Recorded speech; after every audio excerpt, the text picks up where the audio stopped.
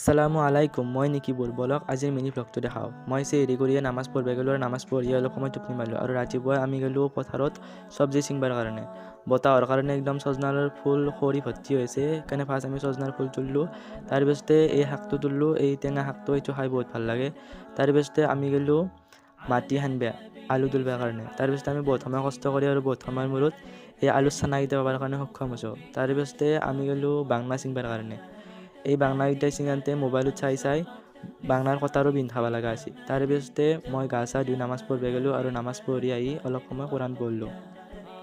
কোৰাণ পঢ়ি উঠি মই গ'লোঁ খালবাৰত মাছক আধাৰ দিবৰ কাৰণে। মাছক আধাৰ দিব যাওঁতে দেখা পালোঁ যে গোটেই ৰাস্তাটোত পকা পকা বিলাহী গছৰ পৰা সৰি আছে। ফাগুনৰ বতাহ হোৱাৰ কাৰণে পকা পকা বিলাহীগিলা গছৰ পৰা সৰি গছৰ তল পকা পকা বিলাহী দি ভৰ্তি হৈ আছে। তাৰপিছতে মই আচৰৰ নামাজ পঢ়িব গ'লোঁ আৰু আচৰৰ নামাজ পঢ়ি তাতে তালিম কৰিলোঁ আৰু তালিম কৰি ঘৰত আহি গ'লোঁ।